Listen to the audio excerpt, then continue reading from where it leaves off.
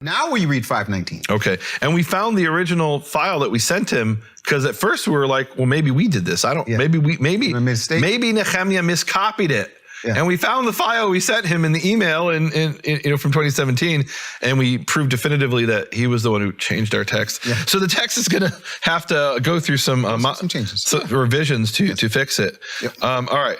So Matthew chapter 5, verse 19. Can I read the NASB before you do it? Absolutely. The NASB says, therefore, whoever nullifies one of the least of these commandments and teaches others to do the same, italics, to do the same, shall be called least in the kingdom of heaven. But whoever keeps and teaches them, italics, he shall be called great in the kingdom of heaven. Howard, verse 19. He who shall transgress one word of these commandments, parentheses, and shall teach, close parentheses, others, shall be called a vain person, parentheses, in the kingdom of heaven. But whoever upholds and teaches them shall be called great in the kingdom of heaven. That's Howard. And parentheses in Howard means that's not what's in the Hebrew text on the other side of his page. It's generally based on readings from other manuscripts that he has in the notes in the lower part of the page in the Hebrew. Okay, or it's what he thinks it should say. Right. So 19. And this is based on a comparison of the 20 surviving manuscripts. This is good. And let's see, is it actually 20 for this particular verse? Let me just see here. I don't remember. Yeah, it's exactly 20 manuscripts.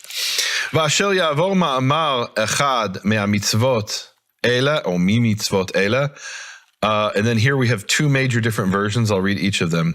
אשר אלמד אחרים, or אחרים, כן הבל יקרא מלכות שמיים, or יקרא מלכות שמיים, במלכות שמיים, והמקיים והמלמד גדול יקרא במלכות שמיים. All right, so there's a lot of, we went through whole verses where there was no difference between any of the manuscripts. This was golden with it. Here there are huge differences. Here we have a subfamily, which is 5 manuscripts, which the main one is manuscript, the British Library manuscript, the one that Howard used as his base text. And why is that the main manuscript? Really just because Howard used it, right? I would actually argue that manuscript V is more important than Z. So we have 5 manuscripts that are part of a subfamily. All of those manuscripts are part of family B, but within family B is the subfamily. And 4 of these manuscripts have a very interesting characteristic. And that characteristic is they don't have the complete Gospel of Matthew. They all end in Matthew chapter 23. I believe it's verse 22. And now if one manuscript ends in Matthew 23:22, okay, I'm sure the rest of it was there. Right. And the rat came and ate those pages, or bookworms came and ate those pages, or they got wet, they fell off.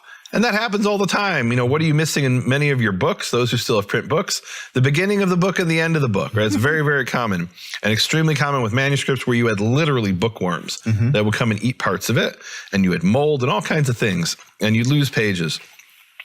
So if one manuscript's missing the rest of Matthew after chapter 20, the end of 23 and the rest of the gospel, okay, it was a worm or something like that, or mold or water damage.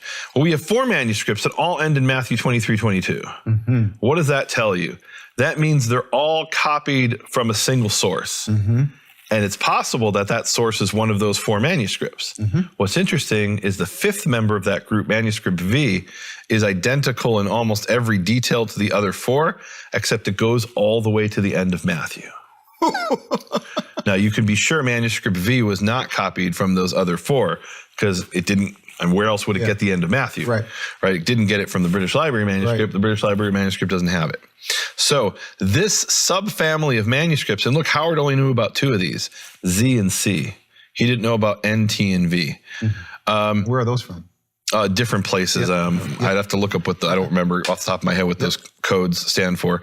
Right, it's 28. I can't remember where they all, I have a list. So all 5 of those manuscripts, the Z subgroup, or maybe the V subgroup, it's better to call it, they all have a different reading than the rest of the manuscripts. All of the other manuscripts have, let's see, it's he who violates one word from these commandments. So everybody agrees on that so far, right? That's essentially identical in all the manuscripts. You didn't give us the English of your Hebrew. Oh, I didn't. No. Oh, I think you did it on purpose because you didn't want to go to the controversy. Oh no, I But give us your thought I had translated it Yes. because I was reading it and understood it.